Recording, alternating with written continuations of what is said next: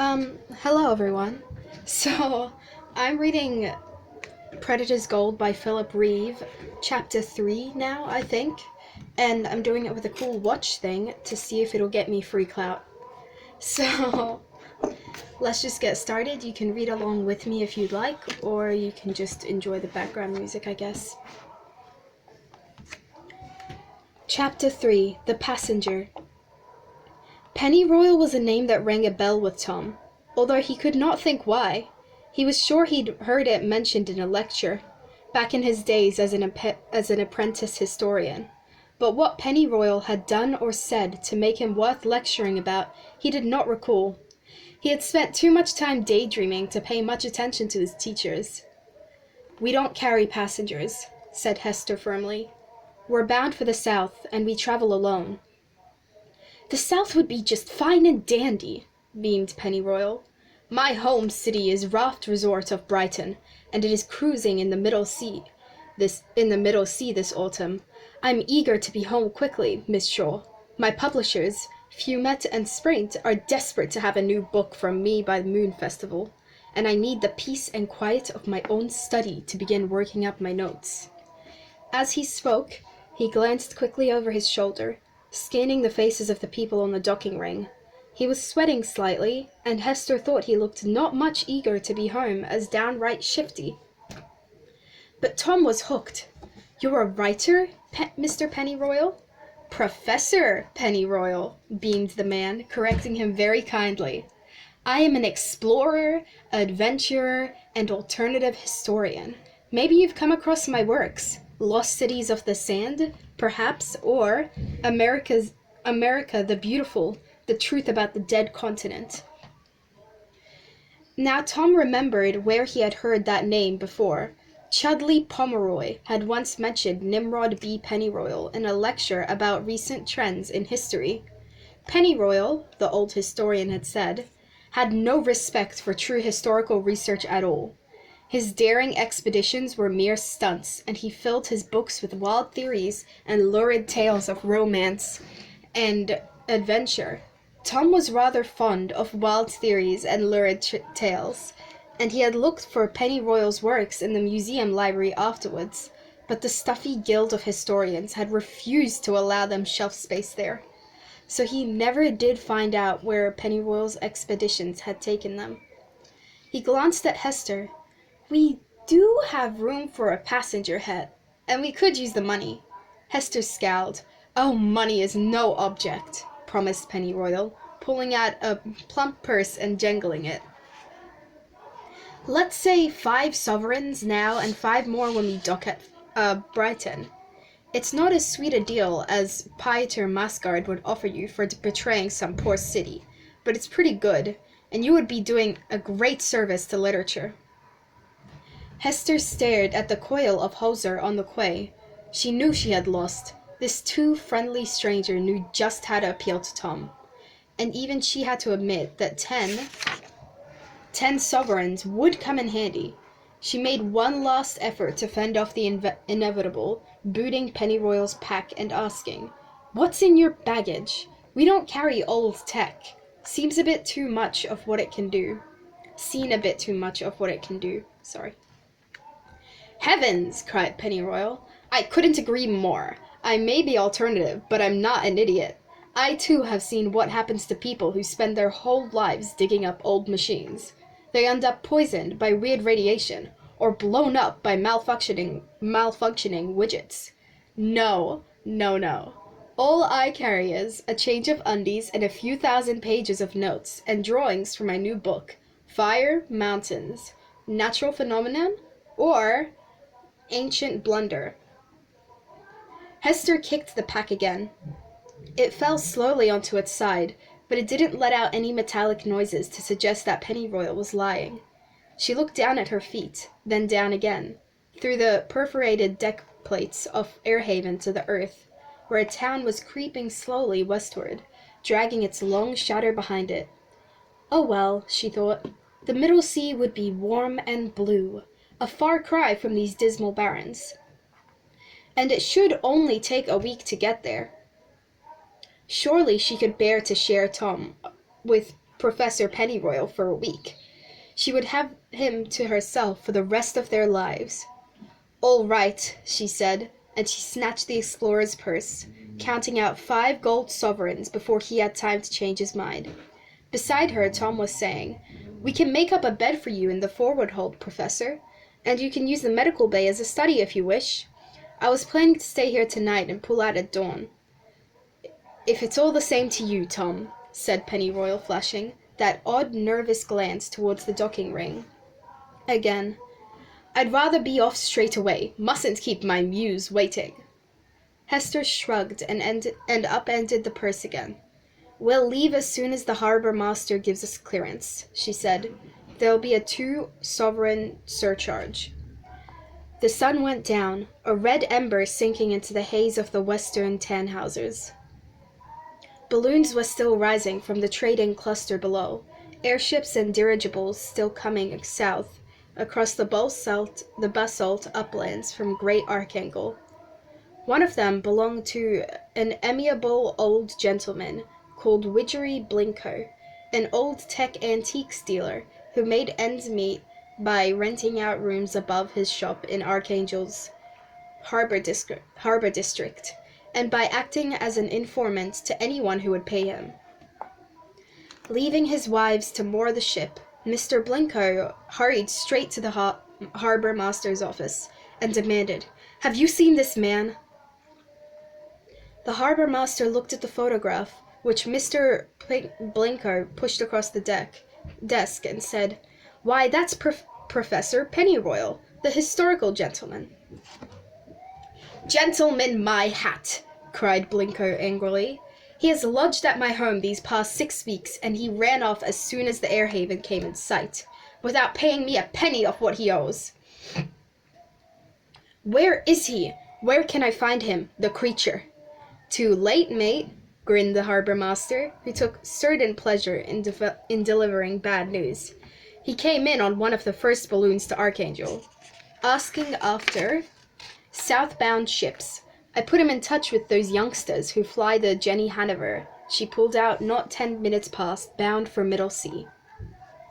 Blinko groaned, rubbing a hand wearily over his large, pale face. He could ill afford to lose the 20 sovereigns Pennyroyal had promised. Oh, why had he not made the scoundrel pay in advance? He had been so flattered when Pennyroyal presented him with a signed copy of America the Beautiful, "To my good friend Widgery, with kindest regards," and so excited by the promise of a mention in the great man's next work that he hadn't even smelled a rat when Pennyroyal started charging wine merchants' bills to his account. Hadn't even objected when he began flirting so openly with the younger Mrs. Blinkos. Bother and blast all writers. And then something that the harbor master had said cut through the fog of self-pity and the incipient headache which had been clouding Blinko's thoughts. A name, a familiar name, a valuable name. "Did you say Jenny Hanover?" "I did, sir." "But that's impossible. She was lost when the gods destroyed London." The harbor master shook his head. "Not so, sir, not a bit of it. Been in foreign skies these past 2 years, trading aboard them Nuevo Mayan ziggurat cities, I heard." Mr. Blinko thanked him and ran out on to the quay. He was a portly man and did not often run, but this seemed worth running for. He shoved aside some children who were taking turns to peer through a telescope mounted on the handrail, and used it to scan the sky. A little west of south, late sunlight flashed on an airship's stern windows. A small red airship with a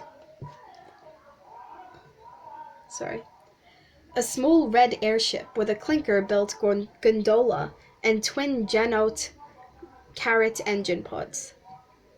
Mr. Blinko hurried back to his own ship, the temporary blip, and his long-suffering wives. "Quick!" he shouted as he bust into the gondola. "Switch on the radio set." "So Pennyroyal slipped through his fingers again," said one wife. "Surprise, surprise," said another. "This is exactly what happened at Archangel," said a third. "Silence, wives!" Blinko shouted. "This is important." His fourth wife made a sour face. "Pennyroyal's hardly worth the bother." "Poor dear, Professor Pennyroyal," the fifth said weepily.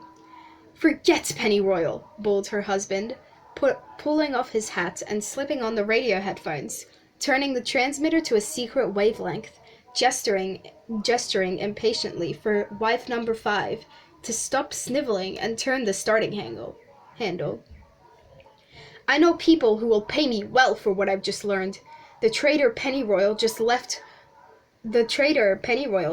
on was Anna Fang's old ship. Sorry." Tom had not realized how much he missed the company of other historians. Hester was always happy to hear the odd facts and stories that he recalled from his apprentice days, but she could offer little in return. She had lived by her wits since she was just a child, and although she knew how to jump aboard a speeding town, how to catch and skin a cat, and how to kick a would-be robber exactly where it hurt most, she had never bothered learning much about the history of her world. Now here was Professor Pennyroyal, his amiable personality filling the Jenny's flight deck. He had a theory or an anecdote about everything, and listening to him made Tom feel almost nostalgic for the old days in London Museum, when he had lived surrounded by books and facts and relics and scholarly debate. "Now take these mountains," Pennyroyal was saying, gesturing out of the starboard window. They were following a long spur of the Tannhausers southward, and the glow of lava in an active caldera flickered over the explorer's face. "These are to be subject of my new book. Where did they come from? Why weren't they here in ancient times?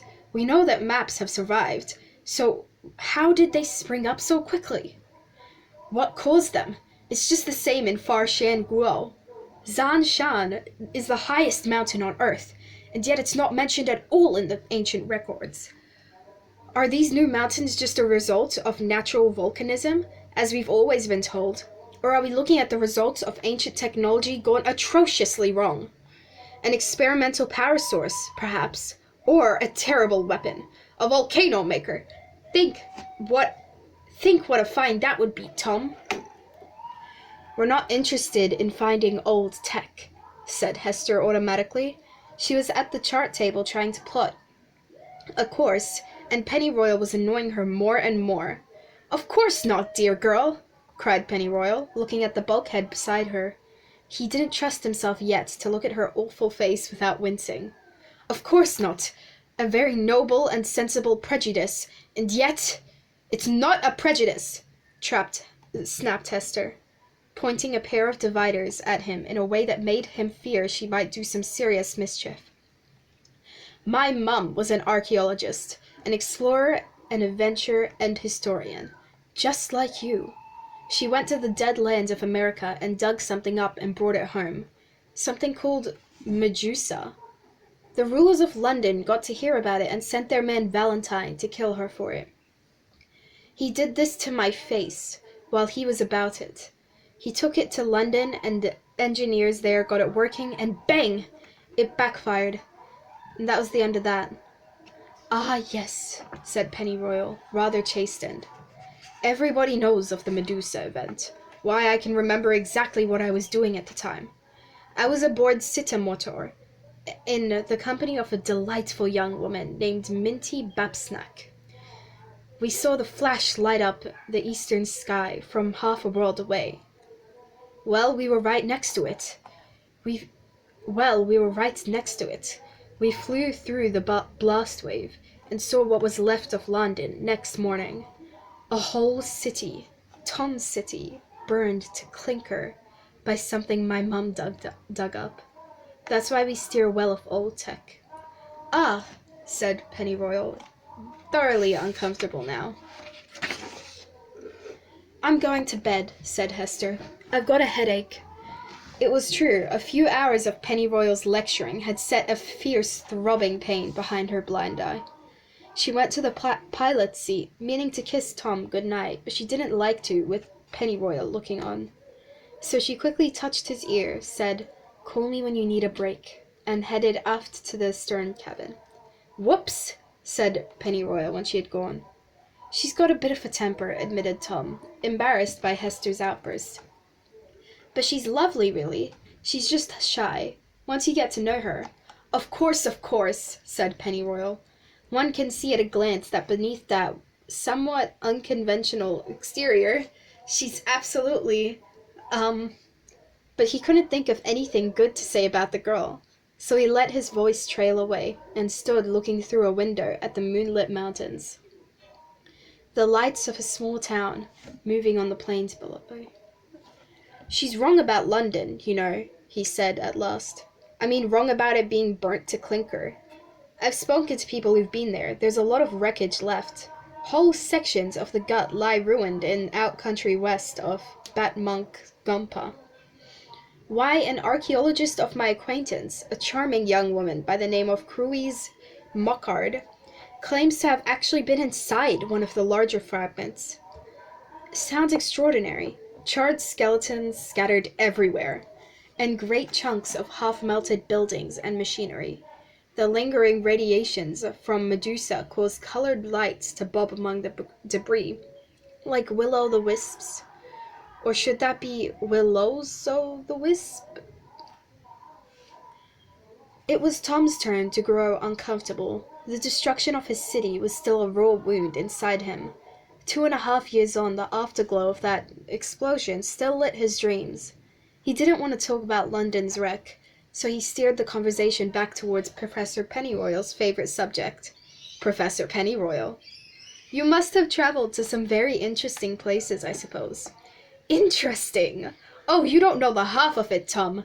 The things I've seen. When we touch down at Brighton Air Harbor, I'll go straight to a bookshelf and buy you my complete works.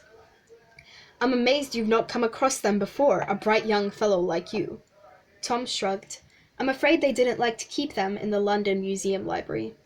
"Of course not. The Guild of So-Called Historians. Pah! Dusty old farts. Do you know, I applied to join them once. Their head historian, Thaddeus Valentine, turned me down flat, just because he didn't like the findings of my trip to America." Tom was intrigued. He didn't like hearing his former guild dismissed as dusty farts. But Valentine was different. Valentine had tried to kill him, and had murdered Hester's parents. Anybody Valentine had disapproved of was all right by Tom. "Well, what did you find in America, Professor?" "Ah, well, Tom, thereby hangs a tale. Should you like to hear it?" Tom nodded. He couldn't leave the flight deck tonight. With this wind blowing up from the south, he would be glad of this good story to keep him alert. Anyways, Pennyroyal's talk had awakened something in him, a memory of simpler times, when he had huddled under his bedclothes in the third-class apprentices' dorm, and read by a torchlight in the stories of the great explorer historians, Monton Wald and Chung May, Spofforth, Valentine, and Fishacre, and Compton Clark. "Yes, please, Professor," he said. Right, well, we have finished Chapter 4 of Predator's Gold by Philip Reeve. Thank you for reading with me. I hope that the watch helped me in getting some extra clout.